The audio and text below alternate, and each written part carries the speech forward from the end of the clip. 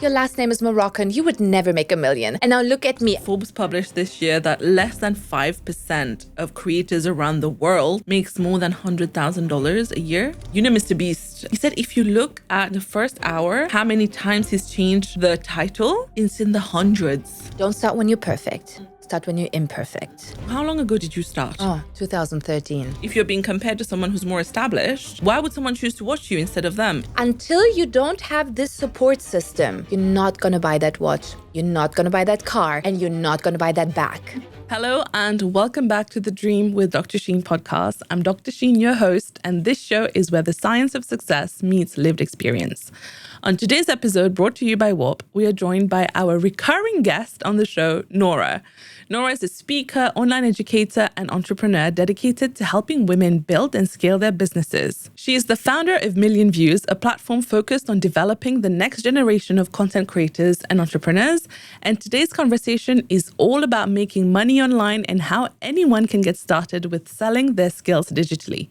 Nora has spent years in the digital and social media space, learning, growing, and mentoring the next generation of female creators. In this episode, she breaks down the first step to get started and how to build and scale your online presence into a sustainable income. If you have been searching for the blueprint to monetize and grow your platforms, this episode will show you exactly where to begin. I hope you enjoy this episode as much as I did.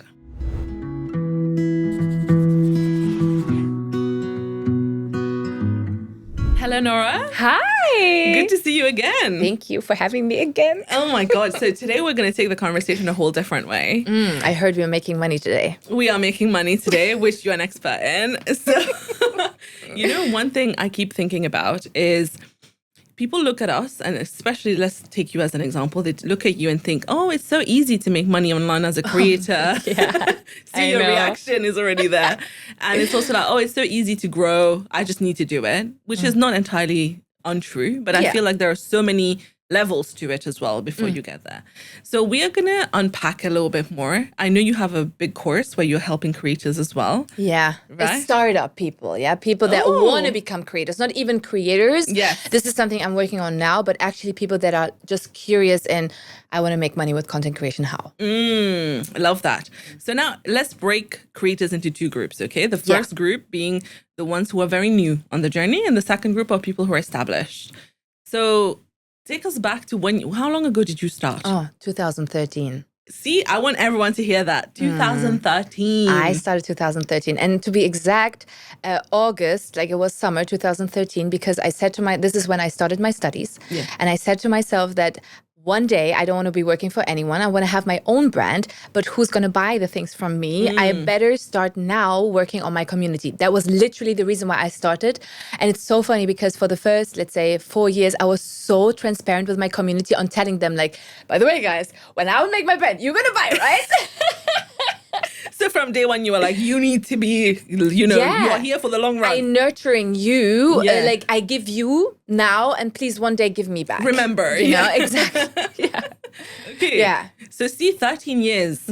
So, and when was the first time you felt like the big break happened? When I moved to Dubai. Okay. When I was in Germany, to be very honest, I'm a divorced girl. Yeah. My relationship back then didn't allow me to have a public profile on social media. And so I was literally stuck at 23,000 followers for like the longest. Yeah. And the funny thing is 23,000 followers, but then 20,000 likes, thousands of comments. Your engagement was crazy. Yeah, because it was really a sisterhood. It was a community. We were very close to each other. I literally was the girl that would go on weekends to any city in Germany and would be online like, hey, I'm in Cologne. Whoever is free, come meet me in the city. And then we would be like 200 girls. Wow. Literally flooding a McDonald's. I know now it's on boycott, but back then it was fine. Yeah. And would just talk to each other. And that is where I took all my like energy from. I was like, oh yeah, I'm that girl. I loved the connection and network. And then when I moved to Dubai, I was obviously free. And opened my profile to public.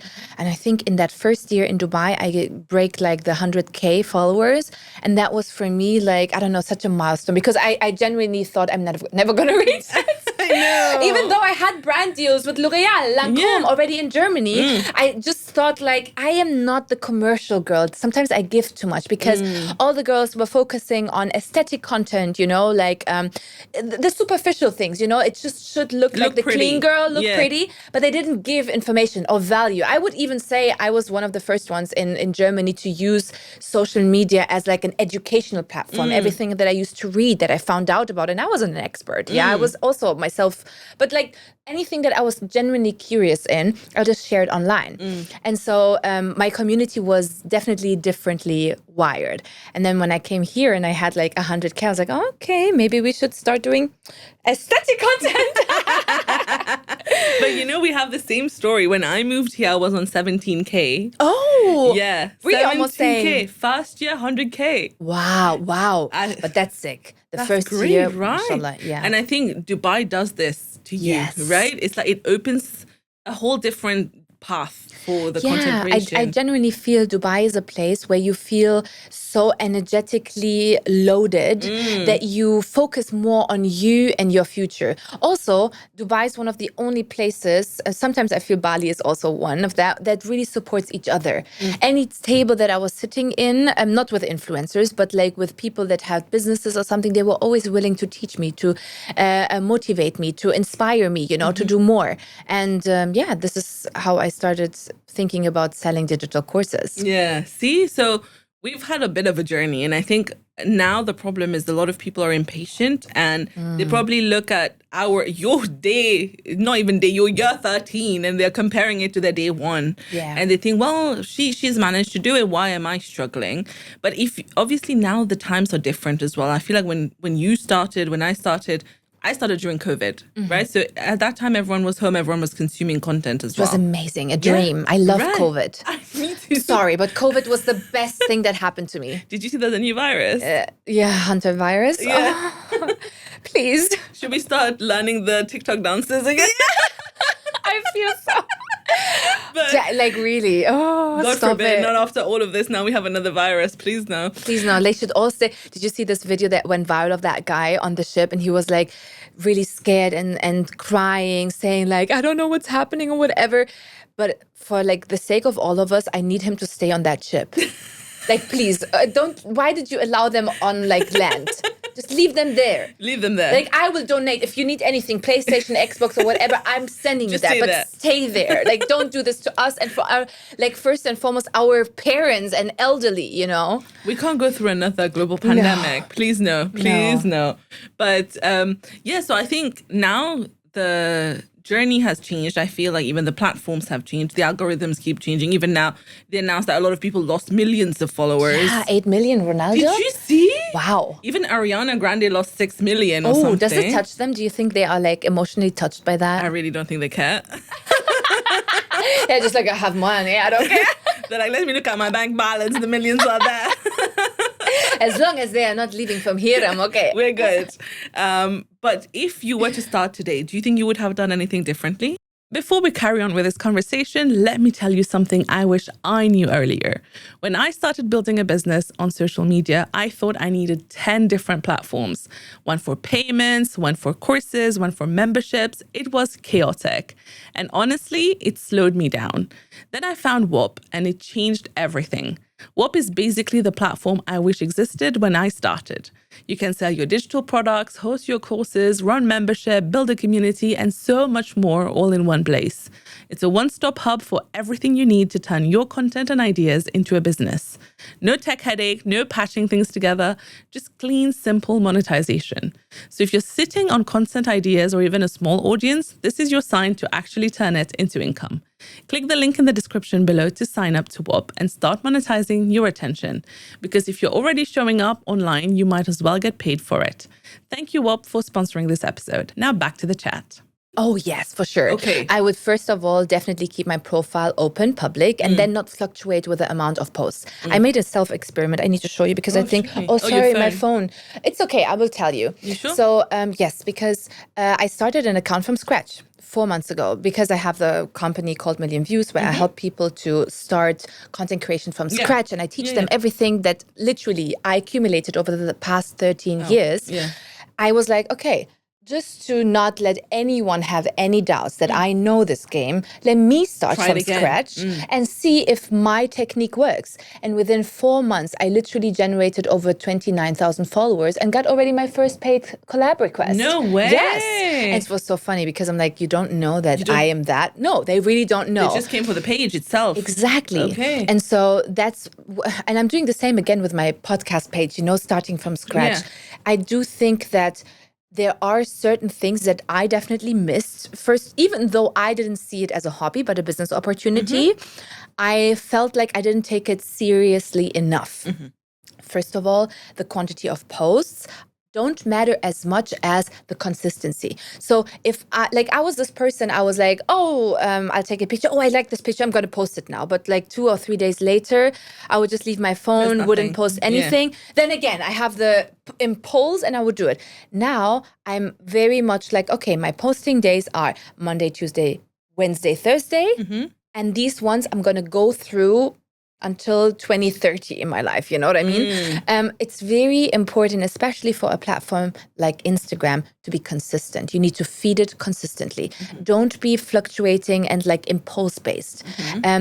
In any case, social media, if you really want to make it a living, and you can make a great living with it. Like if you look at Khalid's and my life, I have to be honest, the majority of things that we build together are purely off of social media. And I'm so grateful because that's community, that is community and dedication. We had fights, but wanting to make a video, but we're just like, we have to do this video, forget about what we were fighting for. It's work. It's work. You have to do that. So I do think that this is number one. Be consistent with the platform.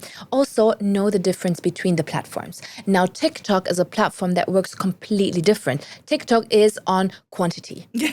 Volume. Yeah. You need to give volume. Like the first 8 months, like how Nora and Khalid blew up on social media, and especially here in the Middle East, was purely off of TikTok. TikTok is a reach, hello, I'm this new it piece platform. Instagram is a business card platform. You post everything you post on Instagram on TikTok, but not everything you post on TikTok you post on Instagram. Right. TikTok can be completely unfiltered. Ugly. Unfiltered. Not even the light needs to be good. You know what I mean? You can say whatever you want. One of your eyes is visible. Exactly. Literally. You know what I mean? As long as you keep a different volume. Like for me, Khalid and me, we literally did 4 videos a day for a year. And after 8 months, we broke the million. Oh my God. Yeah. And I could guarantee you during that time, I'm not even kidding. We walked through the mall and we knew everyone knows our faces. Yeah. Because we were penetrating the algorithm. Almost every of our videos went viral enough for us to pop up in people's feed. And so this is definitely number 2, like to understand the difference of platforms and give volume or quantity, number 3, on TikTok. But then also not underestimate platforms that take a little bit longer, like YouTube. I agree. YouTube is the most difficult platform for any content creator. It's something that really needs to be studied a bit more, I feel, because one thing we need to understand, if somebody is willing, for instance, to listen to you on this podcast that goes for an hour, they will most definitely watch you for 15 seconds. Correct. So we need to understand that if you want a diehard community, you should actually start first on YouTube. And now YouTube is, let's say, the Nazis of the agenda. For them, you need to be consistent as hell. Yeah. Every week, the same day, same time, minimum a year before it picks up. And I'm saying that having tried to start on YouTube maybe 6, 7, 8 times in my life with a production team, with my husband, with my baby, with myself, with everything. And I failed consistently. And now it's my last straw with the podcast, I'm like, last straw to make a community, But I do feel that this is the social support system. If you look now on my friends, for instance, that are successful on YouTube, they can post their toe on their Instagram channel, they would have 500,000 likes. Yeah. Engagement is crazy. And this is because people are fans. They would like everything you do. And so this fandom is really something people need to watch. Yeah. But yeah, so, and last but not least, but to take it seriously as a business and to see what is your end goal. I know a lot of people start out of motivation. They want to be famous or whatever, but that's never the goal. There has to be a purpose. Like for me, the purpose was not clear to begin with. You know, I told you I wanted to start my fashion brand, and you know, now a couple of years ago when I actually my purpose was first there, and then I thought of the idea of CEO, my business, where I was like, okay, my life purpose is to help 1 million women become financially independent and have a purposeful life. Once I defined that, my content strategy changed, because then I wasn't just like posting whatever I feel like, but I was targeting brands that would love to embed their products into my feed. So you are thinking more strategically about commercials, about strategic partnerships, synergies, you know, pitch. Like for the longest, and I was so shocked that a lot of my content creator friends don't know that. For the longest, I used to pitch. Literally, people were not approaching me, or just weird brands would approach me, let's say. And I would write a whole script, a whole pitch, give it to the brands and say, do you want to pay for me to do that? And they would accept. Yeah. Because they would have not thought about me for this, but then also not about the concept. And so people that are just like impatient of like, oh, I want it to work. Do you know what your content pillars are? Do you know what your content styles are? Do you know what the brands are that you attract with your content right now? Do you know what your purpose is? Where are you compared to the other content creators? Because you don't want to go into a saturated niche. No. You know, we all want to be niche, yes. But do you want to go where, like, let's say, I want to do talking live videos while I do my makeup. Oh, girl, 20 other people do that in Dubai. Are you sure you want to do that? You know, Yeah, for what's what different reason? about you? Yeah. Exactly. Yeah. And so that is something I feel people need to think way more about it before they start. And also, sorry, this is really the last point. I Prepare. have 7 questions in my head. I'm sorry. I'm really sorry. I'm going to break. I'm going to give you a break. Sorry. But like just the last thing is prepare content in advance. Many people start because they are so motivated and then they have 1-2 content pieces and then they don't find the time to do the next ones. I would never start a social media channel without having prepared at least 1 month of content. 30 content pieces. Just have them ready. Even now, for me, when you and me are like this, we function before like that. I post my podcast, I need to know that I have 3 ahead of me. Yeah. So I know I have 1 month now to film the next one. Otherwise, you lose the tension. This guest is not free. Some people forget. Oh, the shade. I feel it. And then you're like, well, what do? Then your consistency gets impacted if you're not filming in advance. Exactly. Right? Exactly. But going back to what you said, definitely TikTok, I agree. I think I don't have it in me to do TikTok because I don't have the patience for that. But I can see when people put in the time to create video, TikTok rewards you immediately. Yes. Right? And for me, YouTube, I managed to crack it. But I had a huge fight with YouTube. No. Yeah, the algorithm hated me because I stopped posting. So after 2 years of posting consistently, I completely stopped for 6 months. Nothing was posted. Oh, why? Because I got a job. Oh.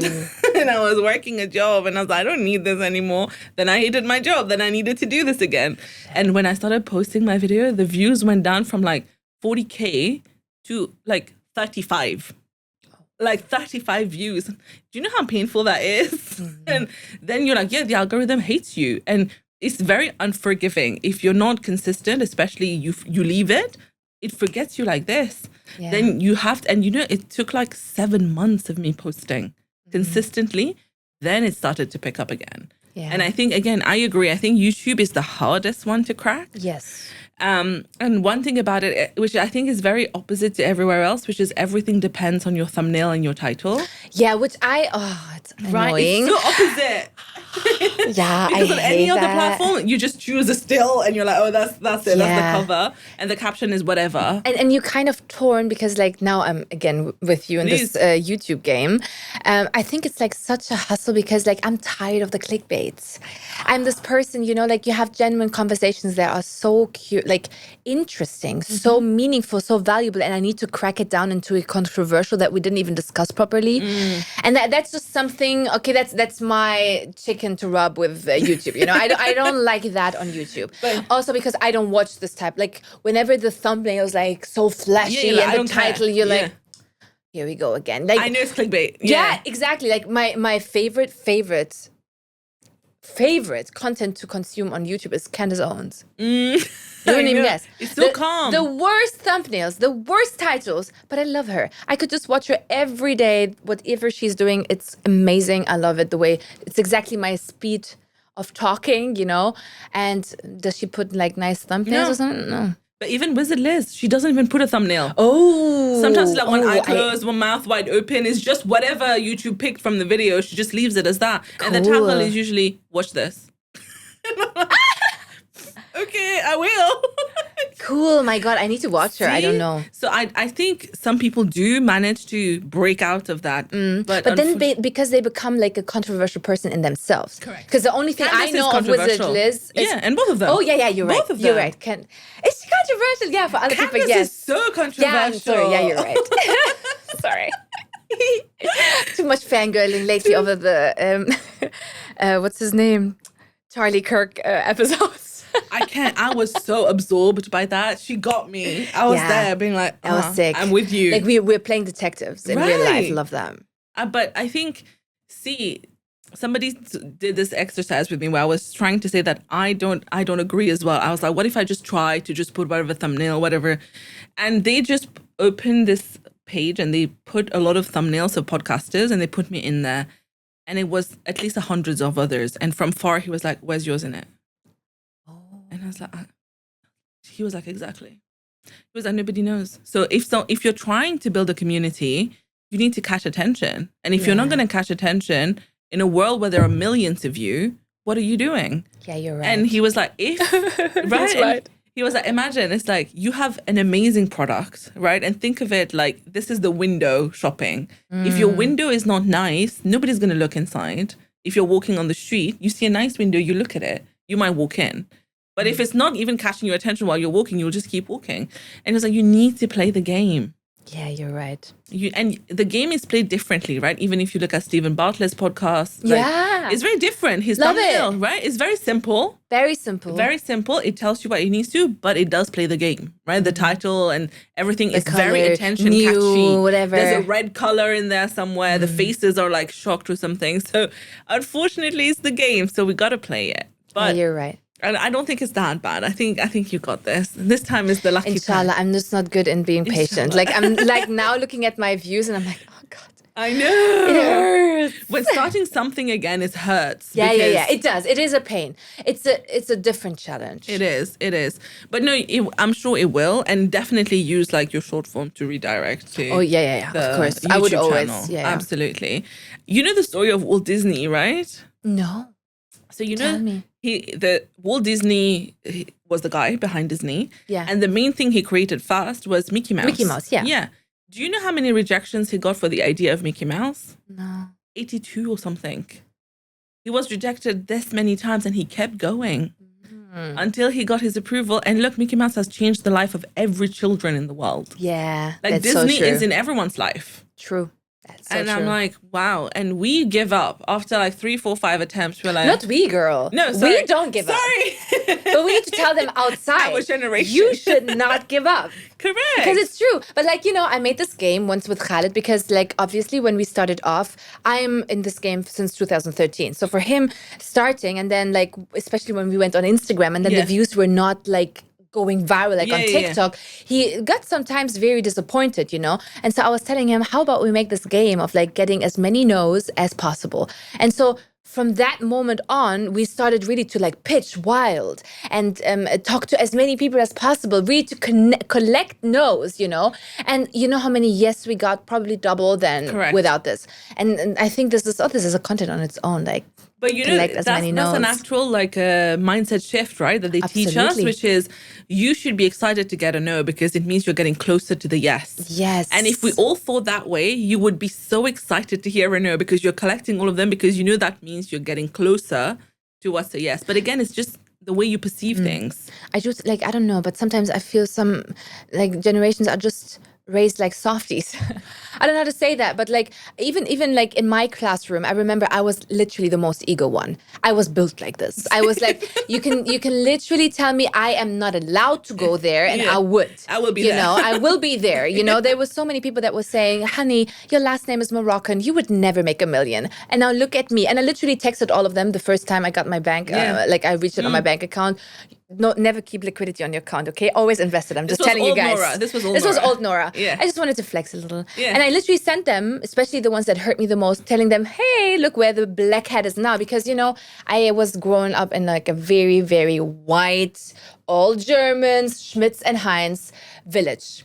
And so like, I mean, I know everyone is watching of them, you know, they are. but it was just like, now I think about the torture and actually the fuel that they gave me as a child. And I think that some people, like, especially when you're, let's say it this way, Khaled has, of course, a different way of growing up, since he's growing up with people that are like him, right? So you don't have this like, oh, I want to prove you're wrong. Different, You know what I mean? Yeah. Sometimes being raised like that fuels you differently and it keeps you resilient. Whilst when you are comfortable in your life and everyone looks and talks like you, most likely you're going to stay like them. You know what I mean? Yeah. And so I don't blame it on anyone how they are raised. The conditions and circumstances are actually very substantial. No, I agree. And I think like childhood plays such a big role into who Such a we big are, role. right? Yeah, Even yeah. today. I agree. Same as you. For me, I had this fire to like just get out of the island, right? And I was like, I feel like I can do much bigger, better things. Yeah. And every time someone tried to clip my wings, I was like, you're on my list now. You know, Love you're that. like, you And look at you now, you know? Exactly. Look at us. That's wow. Right? Like really, I do And I think people are watching you like this. Yeah, for sure. But I remembered what I wanted to say. You remember you mentioned the whole niche thing, that you can't just go into everyone's niche. But even in the podcasting world, someone asked me this the other day. They were like, why would someone listen to you if you have the same guest instead of listening to Stephen Bartlett if you had the same guest? Why would they choose to listen to you when he is much bigger? He's more well known. I don't like his questions. I'm sorry, but I'm not a Stephen Bart. Like, I'm sorry. I like him as a person, the way he presents himself, the way he's like talking about operating all the podcast space. I genuinely think he is somebody that, you know, has a whole company behind it. He's built something incredible. You know, I absolutely believe that, but I just don't like how he interviews people. I don't like the question he's asking them. I always be like, oh, there's so much you could have asked him. And then you ask him that for Iran, for instance. Correct. Everything that happened with the Whop, I'm like, I'm not going to get good information yet. Let's move on to Candace or Tucker Carlson. You know what I mean? Yeah. I know. They don't push enough. Yeah, but that's the reason why people would watch you, because exactly. you And that's what I thought. You. I was like, because I have different things to say, right? And that's why I'm not positioning myself as the female Stephen Bartlett. That's not what I'm trying to do. Yeah. Right? I have a completely different agenda. And that's why you can't try to become someone else, because it's true. Then if you're being compared to someone who's more established, why would someone choose to watch you instead of them if you're exactly the same? Obviously. So it's all about creating your own part of the world, which I think a lot of us have successfully done. And translate that into visuals. That's something I learned.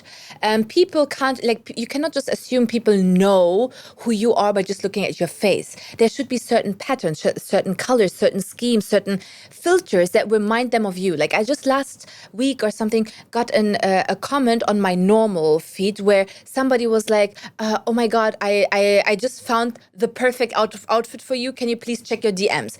I looked at the DMs. She literally sent me something I bought for myself for the podcast. Yeah. And I was like, wow, how did you get to that? She was like, yeah, last time when I watched your podcast, I was like, it's really burnt into my brain. And when I saw it, I was like, that is you. And I'm like, now that means I did something right. You did. You know? You did. Because also with the podcast, or like in general, like for the last, like the rebranding that I'm currently in, let's say, I'm really trying to be very focused in like, what is the visual language I'm giving? Because I do talk a lot. I have a loud smile, but since I want to tone it down and be a little bit more, you know, low, not too overwhelming. Yeah. I need to express myself in other ways. Absolutely. And people catch visuals. And so the visual language you speak needs to point to your direction. So, for instance, that's the question that I asked myself for something like the thumbnail or something, you know, where I was like, okay, I look at Stephen Bartlett and everyone. I where am I? You know, where can I keep my aesthetic? Yeah. Keep my own touch. I don't think I'm quite there yet. Yeah. But this is the main question, you know, because people just see. I don't even think they hear. No. But this is your experiment time now. Yeah, This is when of course. you get to try a few things. And actually, the YouTube platform has now introduced A/B testing of thumbnails. I love that. Same. So cool. But it will really impact your views. Yeah. Right? The views will be low. Because bear in mind, like I remember the first time I tried it. Oh, really? That's the I was reason? like, I posted it usually in the first hour. We get at least 2,000, 3,000 views on the YouTube video. I checked after 2 hours. It's on 300 views. And I was like, okay. huh? Good that you tell me. Good that you tell me. And Got then you. I asked Yasmina, who's my YouTube partner. Love you, Yasmina. And she was like, yeah, but babe, you're testing. So that means that YouTube is splitting who this video is being shown to instead of just showing it to one group of people. And some of the groups will not watch it. They don't like it. So obviously it impacts your views in the earlier stages. But that's testing for you. Yeah. Right? And I was like, that makes sense. Yeah. And so it's okay. Don't panic if your views are low, if you're testing the thumbnails. But testing on YouTube is fun.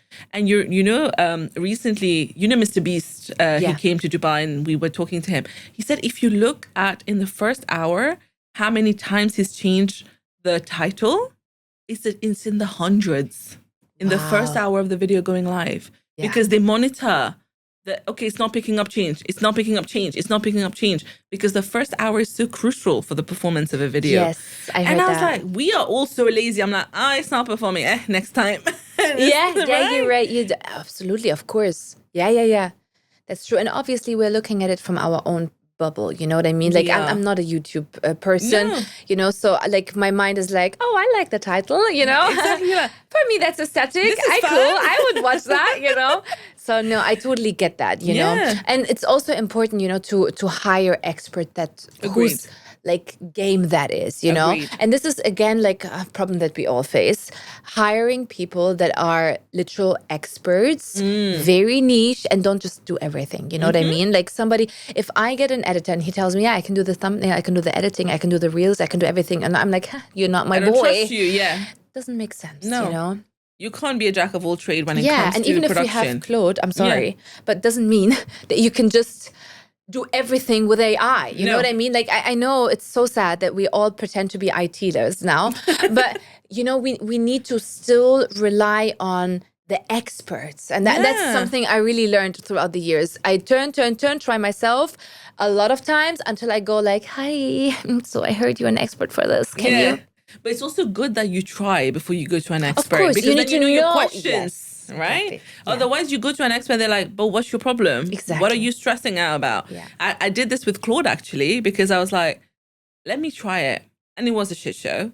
And then I went to an expert and I was like, train me on it. And I have a list of questions about Claude. And now I love Claude. And I think Claude is good for efficiency. Yes. Right? It's really good in shortening your task, your admin task. Absolutely. But creativity and expertise, you still need to get it from people. And I think that we're not there yet with AI on that front, unfortunately. Thank God. Save the jobs. Save the people. Save us. But have you seen all these AI influencers? Yeah, sick, right? It's crazy. So and I was like, you can't even tell now what is AI. I mean, we can if you look properly, but I'm sure a lot of people can't. Yeah, I'm sure. Yes. Oh my God. That's why you need to go back to offline. Like I'm literally, I'm a person, I can't stop. Yeah. Right? You cannot just say, I made a successful online business, now relax. Yeah. Doesn't make sense. No. Right? And so like after 1 million views, I was literally sitting down and I know my team hates me for that because they're like, you know, can you just stick to one thing, God forbid for once? But I just can't because I see the world is evolving and running. Yeah. And so one clear trend that I see in the next 5 to 10 years happening is people will crave physical experiences the most. And that is the first thing to do from us influencers because we know community. Community, like what is a community worth online if you cannot bring them offline? Correct. And that is right now my task. Like I started this event series called Rise, where I am doing a monthly event around a certain topic. Like now it's really support the local brands and, bazaar type of style. Before it was purpose, content creation, I connected both the companies. And I do feel that this is like really a bottleneck you need to break as a content creator, that wherever the hell you go, you want to assemble people, thousands are going to be there, and this is something like it goes beyond authenticity. This means you are a community builder, path 7. I heard that. I was like yesterday, oh yeah, that makes sense. It's me. Yeah. So like, to just, first of all, make a living also. That's like, what if social media becomes so replicable? I had this talk on the 1 Billion Followers Summit on the Instagram booth where I was saying, you guys all missed on what Mosseri said on his last post of the year of 2025. What was it? It was that authenticity is infinitely replicable, which means that if you're authentic, you're not going to make it anymore as an influencer. People didn't understand what he means. He means that AI is so advanced that even if what everyone was telling us all along, you need to be you are your superpower, whatever, even if you are you are going to lose. On the long run, you are going to lose. You need to find, and it doesn't also mean to just go niche, because AI can also be niche. Do that, yeah. That's not it. What is it then? What is the solution? And he's trying to give us so many different directions. You saw that already, right? If you post content on Instagram, now the algorithm is going to detect it. It's now testing this month. It's now testing that the algorithm is going to detect it, and it's basically going to lower drastically your reach if this content was posted before on another platform. First of all, it means don't post on TikTok first. Post on Instagram first. Yeah. Then it means all these fan pages, all the pages that basically helped you go famous, with your clipping, are not good anymore. He's cutting a whole business industry, not him, but you know what I mean. The algorithm is. Yeah, the algorithm is. But then also I feel the trend is offline. The trend will be, how in branding and like brands like Rode, Rare, they are going more and more into brand event trips and all of that, right? Yeah, because the new trend in all the consumer markets are experiences. And this will definitely be the next big chunk to hop on for content creators. That's what will differentiate creators, I suppose. But then for you, because you've successfully built such a beautiful community, what do you think works the best to create if someone was starting from scratch? Before we carry on with this conversation, let me tell you something I wish I knew earlier. When I started building a business on social media, I thought I needed 10 different platforms. One for payments, one for courses, one for memberships. It was chaotic. And honestly, it slowed me down. Then I found Whop, and it changed everything. Whop is basically the platform I wish existed when I started. You can sell your digital products, host your courses, run membership, build a community, and so much more all in one place. It's a one-stop hub for everything you need to turn your content and ideas into a business. No tech headache, no patching things together, just clean, simple monetization. So if you're sitting on content ideas or even a small audience, this is your sign to actually turn it into income. Click the link in the description below to sign up to Whop and start monetizing your attention. Because if you're already showing up online, you might as well get paid for it. Thank you, Whop, for sponsoring this episode. Now back to the chat. If someone was starting from scratch, the first thing that I would tell him is to take care of these 6 points that I tell him. Yeah, you need to really be consistent, but then also be very focused on your content pillars. If you want to start it on social media and you know what your directions are, very clear, it is very easy that people going to know that too. And this is why they would follow you. Yeah. If you know your purpose, why you exist, people are going to pick up on that and will follow you for that. So don't be this person that's like, oh, I feel fashion is now in. Oh, now let me just do some fashion content, It doesn't work like this. Stick to your pillars.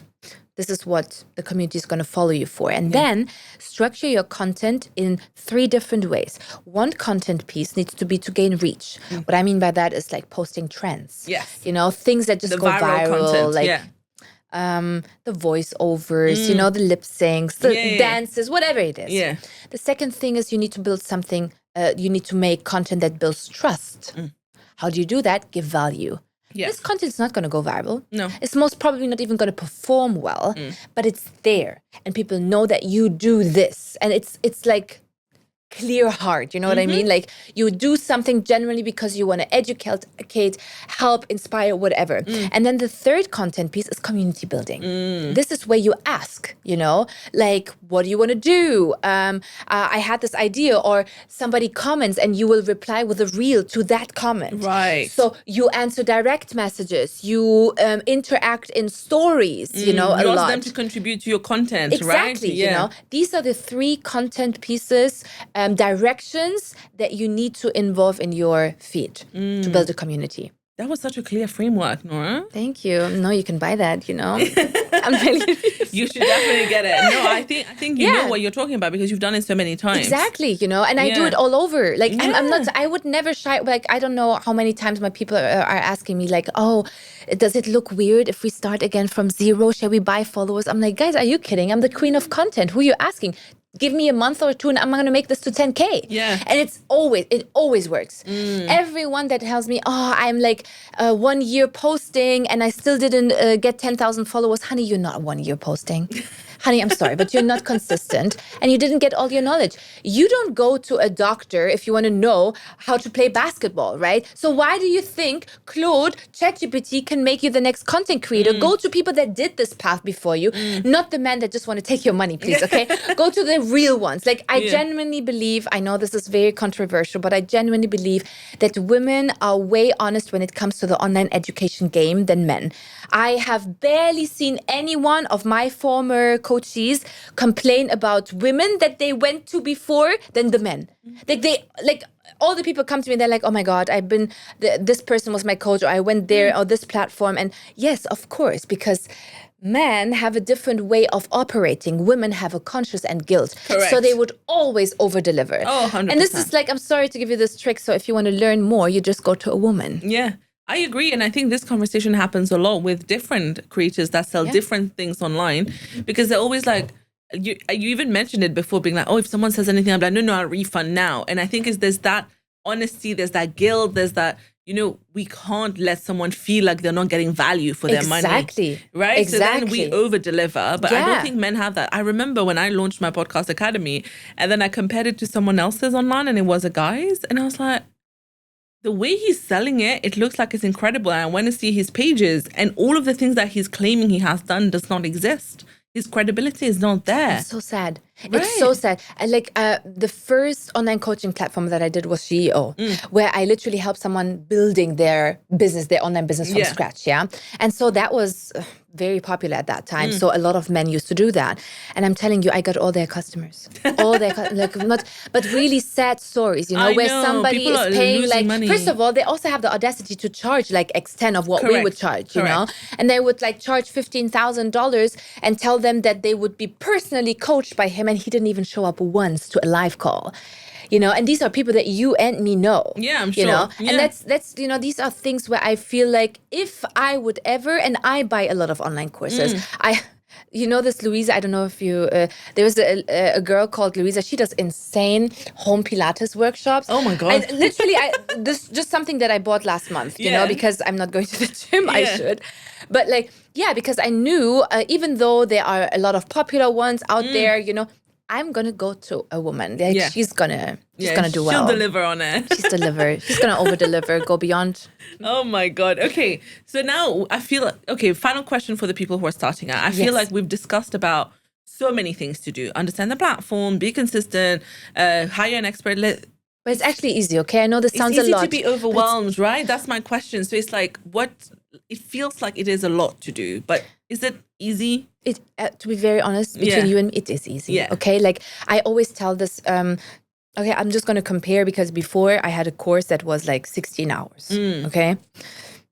I thought more is more, I wanted just to like deliver every single detail. I know. Then I understood people's attention span is very bad. So I squeezed everything in 2 hours. Yeah. That is the course that I'm now selling for people that want to start. Correct. And for this, I genuinely feel after that, you can start producing, preparing, and then after a month start, or how long it takes you to prepare 30 content pieces, can start becoming a content creator.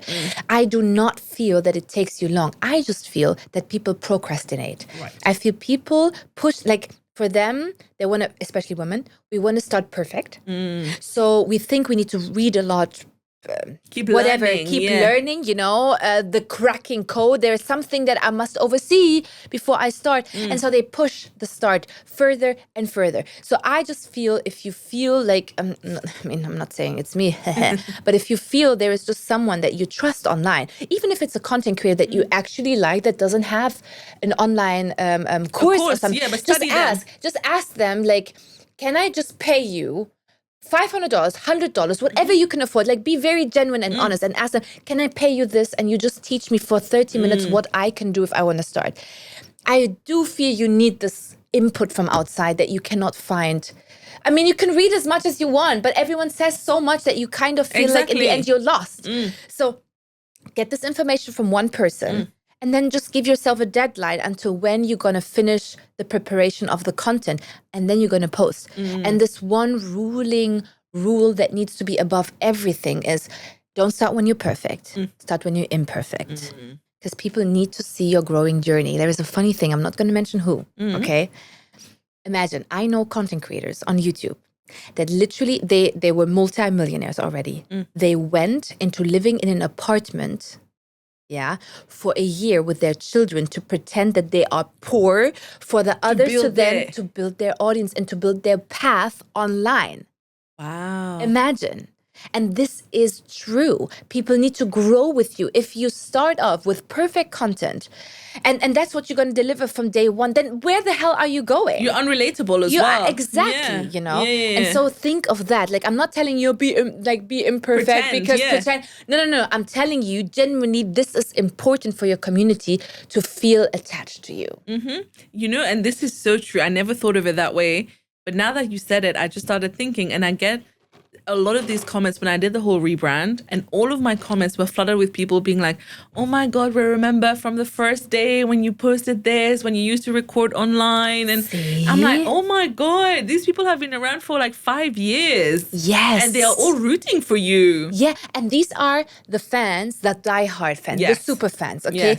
This, you need to take care of them.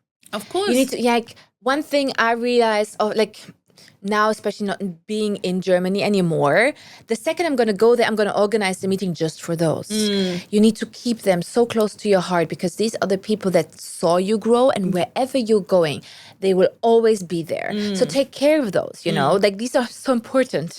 I don't know how to say that. I just love you. I know. I tell them all the time as well. Yeah. I was like, thank you. And I was like, it's because of you that I'm here, I truly mean that. Yeah, it is, because it is true, and it's so nice when people, like, sometimes I ask them for advice because they know how it was from the start. They know how I think by now. So it's like sometimes even better than friends, because they would be like, they would take it seriously, They watch you objectively from the outside, right? Exactly. So that's amazing. Okay, now we've covered people who are starting and how to grow.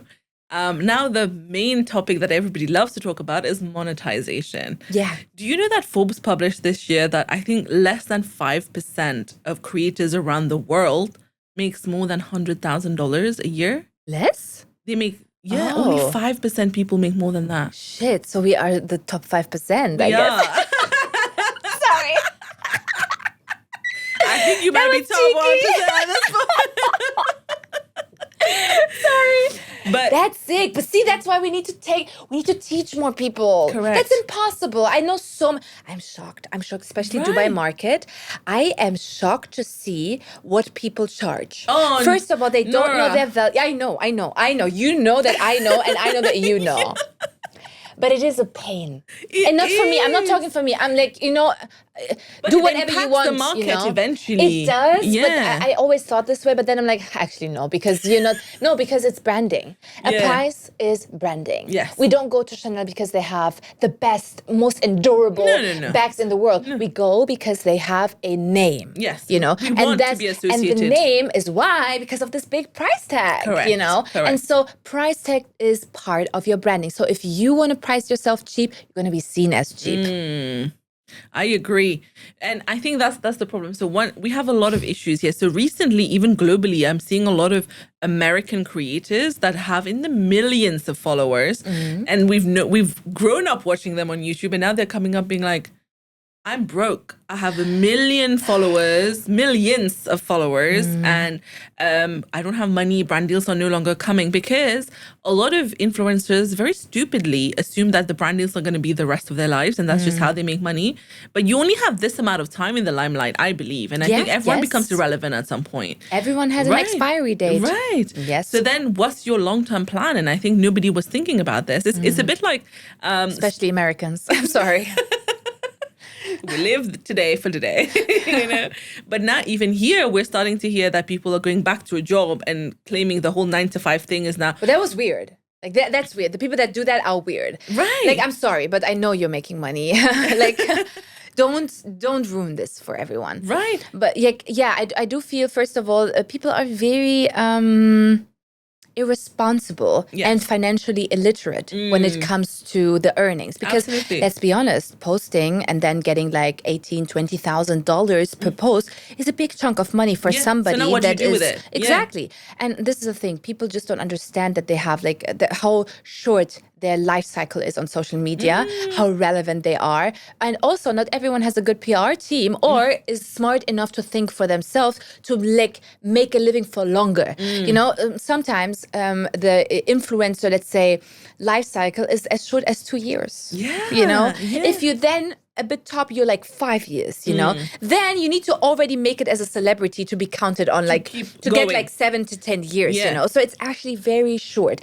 And I like, of course, like me and my husband, we also made this mistake in the beginning. We got great money. We're like, oh my God, like Dior. I was like, I want this Dior bag. And you know, like we spent money, no doubt about that. Everyone does Did that. our daughter, like my pregnancy, help us to be more like responsible? Future planning. Absolutely. But we actually started like shortly before I got pregnant, we sat down and we said to ourselves, where's our goal? We want to own 10 apartments, 10 townhouses or whatever, you know, we had really a plan. We want to have this car and this car. We want to live there. This is our life plan. Like we literally, as a partnership, we do like life plannings. And so what do we need to do? And so the thing is, as being a resident in Dubai and you are a content creator, even if you make 5 million dirhams a year, you're not going to get a mortgage. Correct. You can't even get a car lease. So that's the first thing. Yeah. Like it literally took me 2 years to get a mortgage for my house, which was insane. I went through so much paperwork that nobody taught me. I need to teach this myself, because this is also something that is really, I feel, still a leak here in the UAE, that there is not one place when you get reliable information. You really need to run from one to another, and everyone is just putting their part into it, and you kind of put that puzzle together. And so listen up, because I want everyone to listen to this. It's so important. First thing, if you are your own business owner and you're paying yourself a salary, you will not be able to get a mortgage. Yeah, that doesn't You count. need to have your business license on somebody else. Your business license that you're using for that needs to be minimum 2 years in the market. Younger than 2 years, you're not going to get a mortgage, even though you are an employee of that market. When you are an employee, you need to make sure what is on your visa.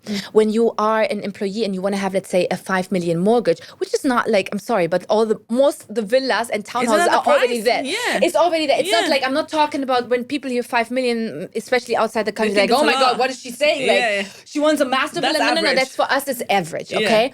If you want a 5 million mortgage, what you need to do is then have at least a certificate, bachelor, whatever, that you need to be attested by your own the university country Ministry and stuff. of Foreign Affairs. It needs to be stamped, and then this needs to be acknowledged in your visa. Once you have that, then you start paying yourself salary. Now, how you pay yourself salary? We're talking a little bit illegal, right? Because like you can make the company on your mother's name or whatever, and then employee, as long as you guys don't share the same last name, okay? But I'm telling this because this is a straw that I genuinely want every content creator to take, especially in the UAE. I know so many are living in Sharjah, Ajman, or cannot even afford rent or something in Dubai, even though they make good money, just because they cannot get a mortgage. I'm sorry. Even though you make good money, how can you get like 5 million like saved in a bank to buy something you cash? can't buy cash. You would not kill your liquidity, right? No.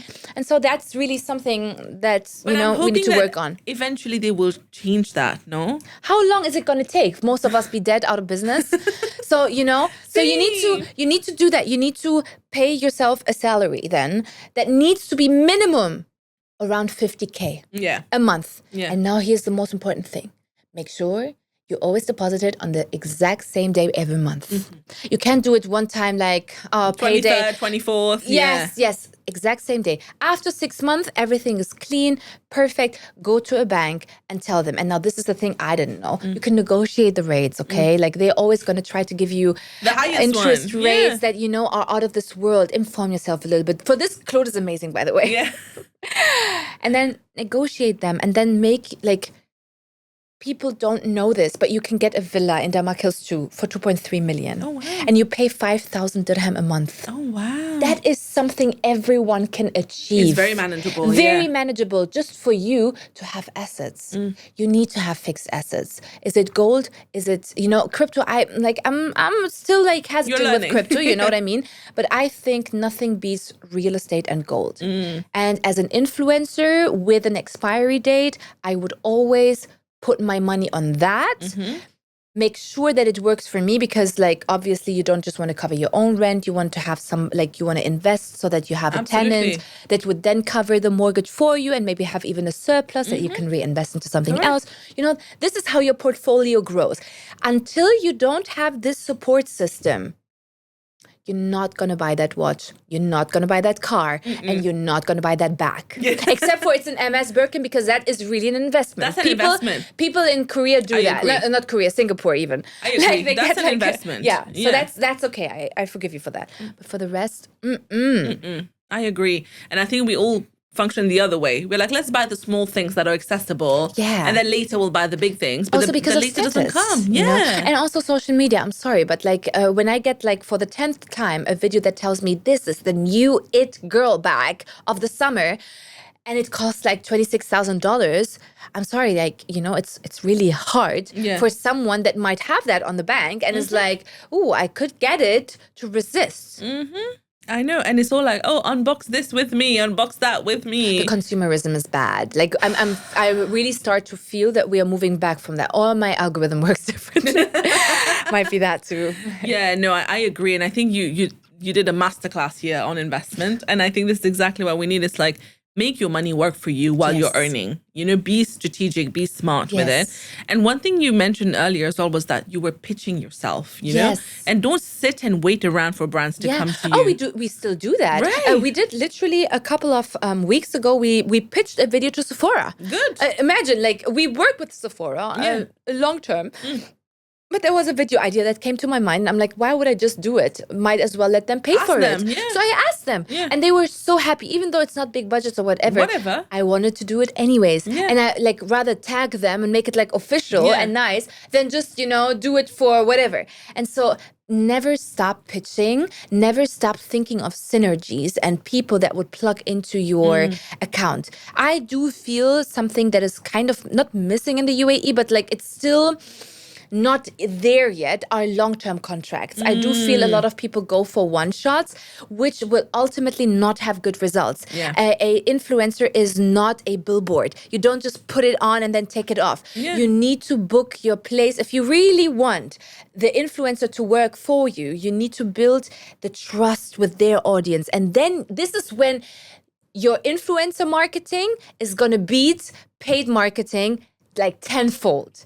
I've seen that. I've seen like the brands that I had long term, how many people used to buy. Like I had back in the day, when codes were still a thing on UTM links or something, right?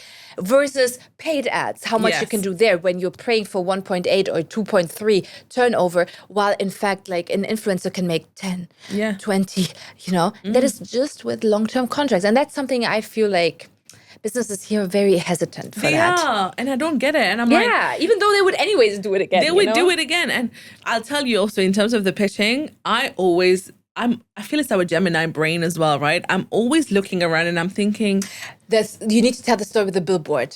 I love that because that's literally me. Right? And when you said that, I'm like, yes, girl. I kept, I was driving on Dubai Road, the Sheikh Zayed Road, and I'm like, I keep seeing the same ad on every billboard. And then I opened Kareem to order food and I saw the same ad of that brand and I was like, so you have money. Yes. That's what I'm thinking. You're pushing something right now. Let me go on LinkedIn, find out who is this person who's in charge of this. Reached out on LinkedIn.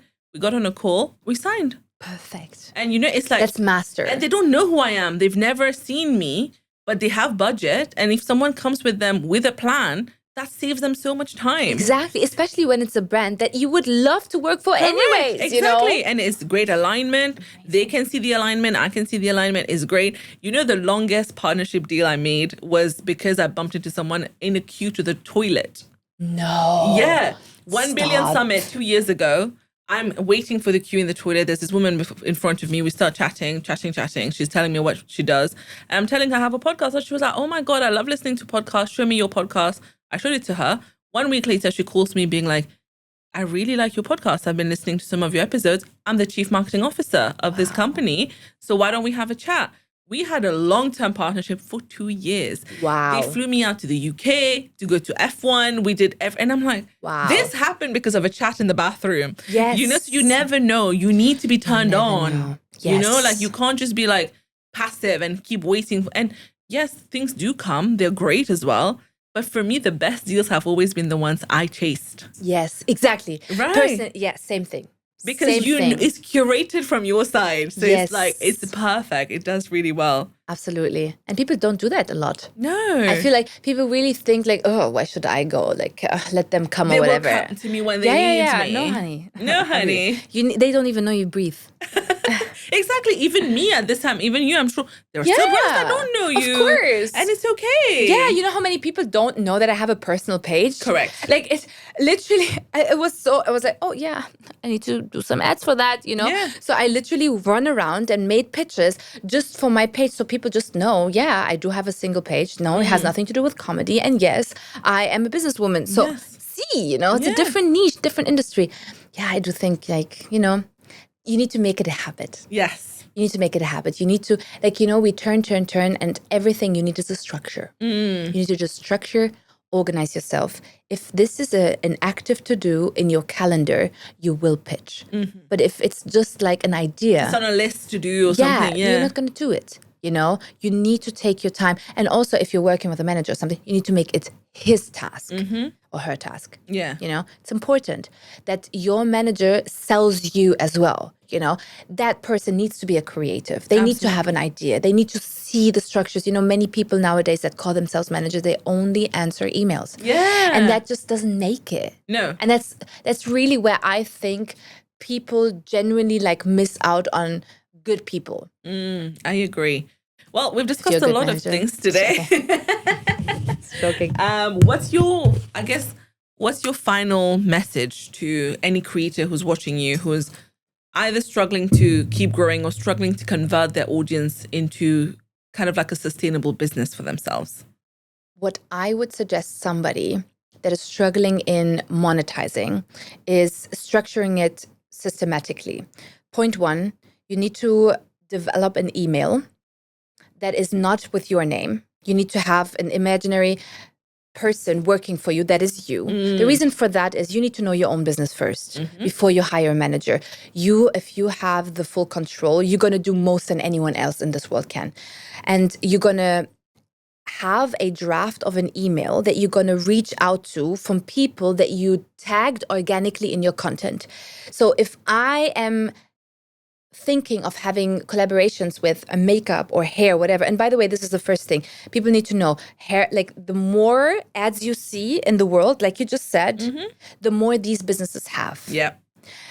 Tackle those. Don't go for the niche if you think crypto has a lot of money. I don't see a lot of crypto.com ads in this world. I don't. But I see everywhere Maybelline, L'Oreal, and all of that, you know. You tackle those. Then you will organically put them into your feed. Let it be a tagged story when you're using the mascara or whatever. Do this for 1 or 2 times. Don't oversell yourself. Don't make it too cheap. Then you're going to draft an email, invent this person that is messaging on your behalf with a clear pitch. I love this product. This is what I'm aiming to do for. This is my price structure. Don't undersell yourself. Yeah. You need to know how much you pay. And if you don't know, by the way, Yani, there are lists for that outside in this world to know how much you can charge. Yeah. Then when you did this draft, you need to make a to-do every day to send 20 brands that you genuinely love a direct message to get their marketing contacts. You gather all these emails and you send one by one these emails out. You do this for a month, every day 10, and you'll see money flooding in. That's such good advice.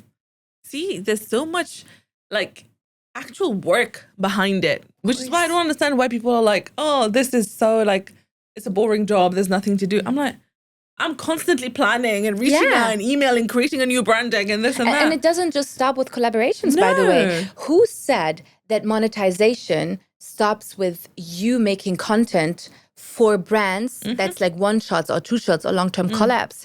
Like every social media person that is thinking of being in it for the long run needs to think of a future product, a future business. It's very natural that any content creator is becoming a business owner sooner or later. Yeah. Might as well think of it from the start so you can strategically introduce a product that you will use in the future. You know, like I don't know, for instance, Karen Wesen. It makes so much sense because of, I think she has like several conditions or something. She wears sunglasses all the time. Makes so much sense for her to do an eyewear brand. It was normal that she started that. If she would have done now a clothing brand that's like colorful, wouldn't make sense to me. I would literally be like, it's a disconnect. You know? So think of it. If I know myself that I love to educate, share knowledge with people. Of course, I'm going to make an online business school. Of course, because you want to teach. Exactly. You know, so that's very natural. Think of business opportunities that feel natural into your feed, where people will generally feel like, oh yeah, that makes totally sense. If you don't know, because sometimes subjectively looking at something is hard, ask your audience. Don't be shy to interact with your community. Also, last thing, because that's a general misconception that people have, they think monetization starts at like 100K. Monetization starts at 10K, first of all. You can get paid brand deals at 10K. I got my first brand deal at 10K. See? Yeah, that's when I got also the request for the new page even. The second thing is you can also monetize through the platforms directly, depending on which country you are, obviously. But Snapchat does a lot of money here. I would always go for that too. YouTube also. Even though it's hard, but YouTube gives you money, And last but not least, the entrepreneurial side of it, you know? So it doesn't mean having low followers that your monetization is going to be low. I do know people, especially one girl, her name is Lea. She's from Germany. I think she has like 34,000 followers. She makes 2 figures millions in revenue through selling online courses. This girl is genuinely a chef's kiss, businesswoman, does everything right. And she's, for me, the best example. If somebody tells me I have only 30,000 followers, I don't know how to make money. Yeah, girl, I know somebody that has the same. And she does money. Wow. You know, and so that it's not connected to it's what you do with followers. The audience you have, right? Yeah. And many times, lower followers means more community, more engaged, more trust, more authenticity, you know, so it might be even easier for you to sell a digital product. Great. On this positive note, thank you so much for inspiring everyone. You shared so nicely. Thank you. Please tell them where they can find your course as well. Oh, on millionviews.io. Perfect. Yeah. Well, thank you for being here once again. Thank Part you. 3 at some point. To be continued. Next time with me. Next time you come to me. Done. Deal. High five. Deal.